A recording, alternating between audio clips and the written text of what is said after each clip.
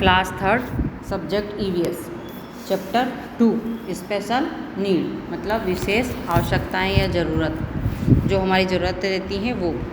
Rahul and Aditya are best friend, they go to the same school.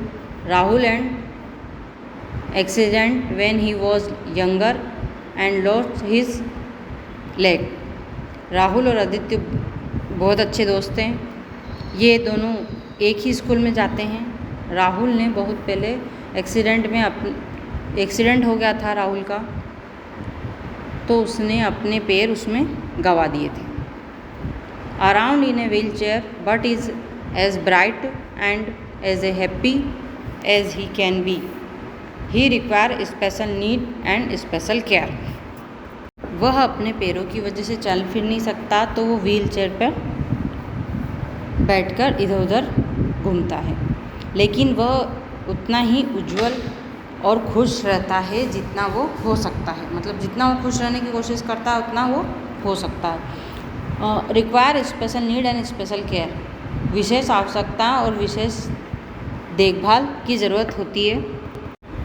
Aditya Rahul की मदद कैसे करता है, तो आपको यहाँ पर वाक्य लिखने हैं कि वो उसकी मदद कैसे कर रहा है, तो ये आपको वाक्य सेल्फ लिखने। Okay, next page. What do you mean by when we say pupil with special need? This means any person who might need extra help because of a medical, emotional or learning problem. These pupil have special need because they might need medicine, therapy or extra help in school, workplace. Staff other pupil don't typically need or only need once a while. They need special care, attention, love and support. They are called special pupil of pupil with special need. Even old pupil, sick pupil and orphans need attention and care. They need our affection to lead a normal life. इस paragraph में आपको विशेष ज़रूरतों के बारे में समझाया गया है कि विशेष ज़रूरत वाले लोग बात करते हैं तो उससे उनका क्या मतलब होता है। जैसे मेडिकल, इमोशनल और लर्निंग प्रॉब्लम। जैसे मेडिकल प्रॉब्लम रहती है तो उसमें आप कैसे आवश्यकता करते हैं, कैसे विशेष आप उनकी आवश्यकता पूरी कर सकते हैं। दवा, चिकित्सा ये आपको स्कूल कार्यस्थल पर होती है। स्टाफ पीपल मतलब जो टिपिकली होते हैं वो ज़रूरत न हो तो केवल एक ही बार होती है। उन्हें विशेष देखभाल की भी ज़रूरत होती है और प्यार और समर्थन की ज़रूरत होती है मेडिकल तौर पे।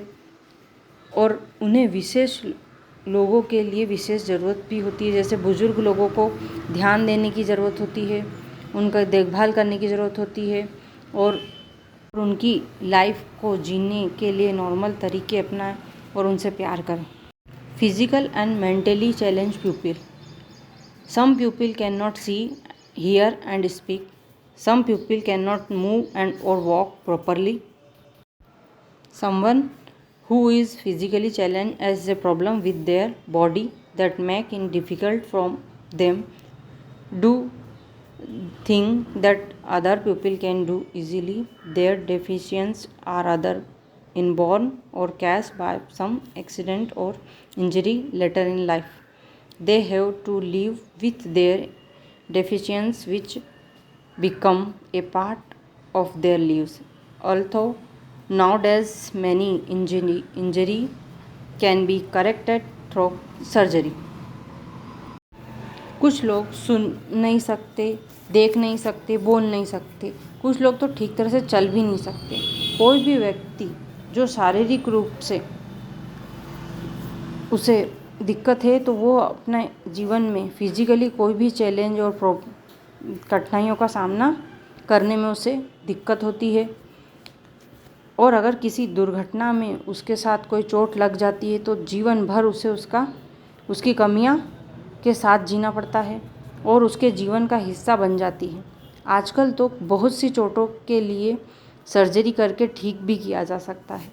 Mentally challenge people are those who suffer from mental disorder. Mental illness in general term for a group illness that affect the mind or brain. A person with a mental health condition may experience difficulty concentrating, which can something be a result of medication. Here are some of the following way to take care for mentally and physically challenge. First, we can help them to cross the road. We can talk to the deaf and dumb pupil and sing language. We can read out book or newspaper to people who are visually impaired. We can help them to fetch things. We can walk them to the park and enjoy with them. We can play game with them.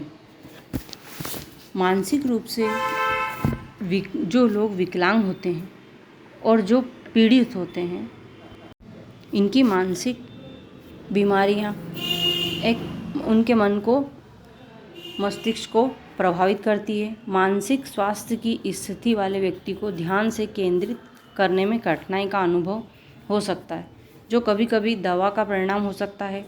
मानसिक और शारीरिक रूप से अक्षम लोगों की देखभाल करने के कुछ यहाँ तरीके दिए हुए हैं, जैसे हम उन्हें सड़क पार करने में मदद कर सकते हैं। मूक बधिर मतलब जो गूंगे बहरे व्यक्ति रहते हैं, उन्हें सांकेतिक भाषा मतलब इशारों की भाषा से समझा सकते हैं, बात कर सकते हैं। जो देख नहीं सकते, उन्हें किताबें और समाचार पत्र पढ़ के सुना सकते हैं। और हम उनके चीज़ें लाने में मदद कर सकते हैं। पार्क में टहला सकते हैं, उनके साथ आनंद ले सकते हैं और हम उनके साथ गेम खेल सकते हैं, जिससे उनका मन बहले और उन्हें अच्छा लगे।